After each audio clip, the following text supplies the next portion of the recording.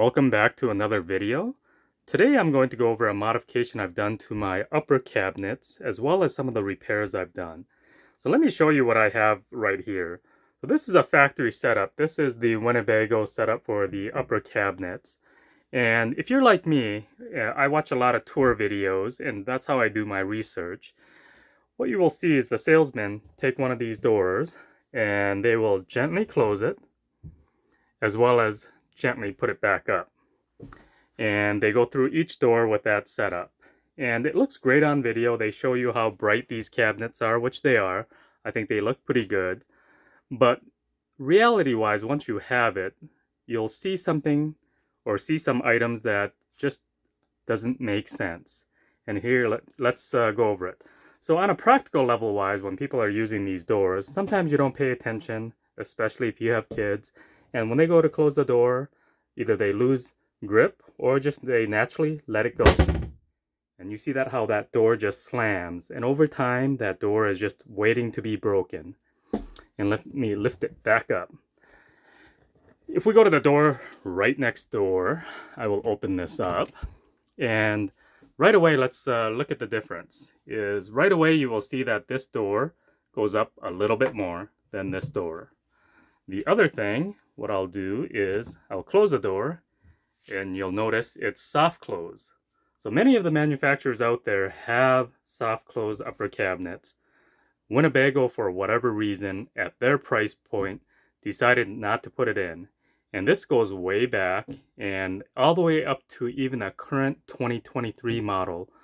They're still getting away with putting in these cheap hinges that have the doors closed like that. Like I mentioned, it's just an accident waiting to happen. So when I open this door here, let's go over this door again. If you look inside, what I did was I left the factory hinge on this side and I replaced one hinge over here. And this hinge, let me give you a quick rundown here, this is my new, I'll call it aftermarket hinge. And this is the hinge that Winnebago used. This is the exact same manufacturer. I sourced this part, I looked up this name, and what I found out was this manufacturer has 3 hinges with the exact same hole pattern. This one is what Winnebago used. This is the cheapest hinge. There's one hinge about 80 cents more. It's a soft close hinge, and I decided to purchase this one. This is a soft close with an extra spring. So the extra spring gives you a little more strength. And that's what I'm showing over here is it's showing a little more strength so the door opens up all the way. It has no more to go. This door, if you look over here, flops a little bit. So again, looking at it wise, with that one extra hinge, all I needed to do was add one hinge. All the holes are exactly the same. The pattern is exactly the same, so you can reuse all the holes.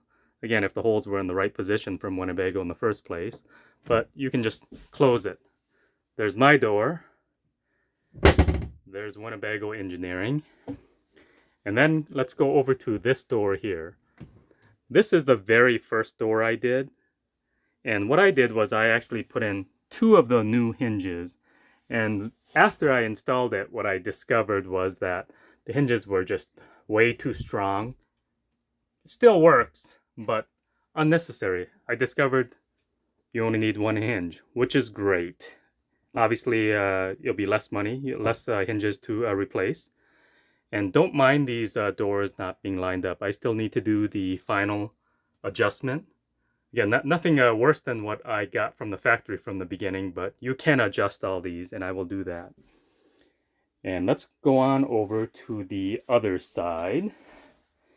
And let me show you over here. Over on this side, this is my kitchen side, I have much larger upper cabinets. And if you look at this very first one here, in reference to the refrigerator, you will see how much it's sagging below. And if you look further down, the camera may have a tough time picking all this up, but let's go to this door that I've recently worked on. If you look at this door here, this door is almost to the top. It has about 1 more inch to go, and it can't go anymore. It bottoms out.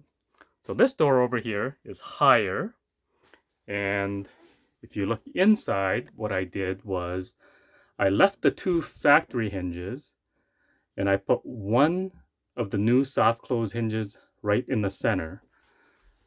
With that, now that I go and close the door, you will see the soft close in action. It's actually pretty strong.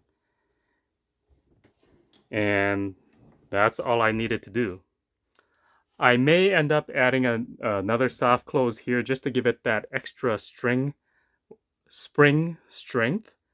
So it raises up all the way to 1 inch. But right now, this is much at a safer height than the factory one would be sagging down right about here. And that, again, depending on how tall you are, you could knock your head or your eye pretty good here. Pretty dangerous, because when you're loading things, what happens is we like to leave it in this position and you load it up, and sometimes you move on to the next cabinet and you swing around and you can slam your head right against that corner. So that's really it. Like I said before, the simpler thing, I don't know if it would be simpler, but another inexpensive method would be, a lot of people put that shock here, the extra shock, and that would serve the same purpose. But my whole point of this video was to really point out to the manufacturers, saying all they had to do was simply put one of these hinges in. It costs a little bit more, but I'm not even sure if the procurement people really know what they're doing. And there's no reason why an end user should have to do this. This is not an entry-level RV, and most of the manufacturers have this soft close cabinets already, except Winnebago. There are probably a couple more. I've looked at a lot of videos, and I've noticed most of them do have the soft close. Unfortunately, most of them do also have the floppy doors where they don't go up all the way. And if you get the hinges with the proper strength, they will go up all the way. And that's really it. I really, if I was purchasing a new RV today and I was, we'll call it, narrowed it down to Winnebago, there are a lot of items I do like about the Winnebago. But if I was stuck on Winnebago and that's what I wanted to purchase, at the signing at the table, what I would, right when the deal is almost done, it's kind of like, how you negotiate. I want a full tank of propane. I want a full tank of fuel. I would negotiate and say, hey, I want soft close hinges put on all my cabinets. And I think that'd be very effective. I don't see a reason why the dealer wouldn't want to do it. So, I mean, from their point of view, this would be literally, for material wise, it'd be like $20-$30. So it'd be pretty simple for them to do. And this may bring out a point to say, hey, Winnebago, you better step up and actually put in the proper hinges. All your competition is, so why aren't you? And why don't you go one step higher and use these better hinges to make them not have flappy doors. That's it. Hopefully you got something out of this video. The other thing you can do, same company wise, is you can get the soft close cabinet hinges. They're a little bit different. They're set up a little bit different, but same problem here. If you notice, it slams shut like that. They do have hinges that make it soft close. I know my Class B has soft close hinges on the bottom cabinet doors. So I don't see why Winnebago couldn't do that, but I don't know if I'll go to that extent. I really wanted to do this one. I was very close to ordering just the upper shocks because they're inexpensive. But again, I wanted to make a point that this should be done from the factory. And if you want it to look factory looking, and if you, of course, don't want to drill any new additional holes to put in that shock, this is a really simple way to do it. Like I mentioned, I'll put the link to the company, but if you look up this DGN hardware, you'll find a couple of resellers for these, and there's a couple of resellers, so I would pick the best price you can get. And that's it. I hope this helps you out or helps other people out on their problems with their upper cabinets. And I did forget that my repair, some of the things I'm doing are all these screws. What I've noticed is most of them ended up coming loose. And these screws are really small that the Winnebago put in. And thankfully, I have a pretty big hardware kit. I have thicker screws, same length, thicker screws with a coarser thread. And with that coarser thread, I think it will hold on to the soft wood. This wood is very soft. It's very thin and soft, obviously to keep it lightweight. But that has a much better bite and holds on to the wood much better. I might end up even putting adhesive on top of it, because with the vibrations going down the road, every one of my cabinets, the uppers, lowers, every screw was loose. And it's not, most of them were actually not stripped out. They're actually loose. So on all these lower cabinets, I took out all the screws and put in some kind of adhesive. I forgot which glue I used.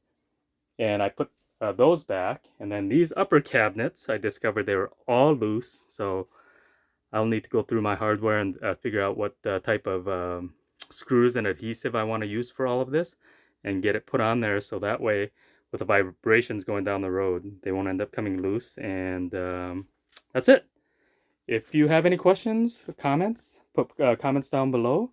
And if you haven't subscribed, please subscribe. I have many more videos that are in the queue, and hopefully these videos help you out.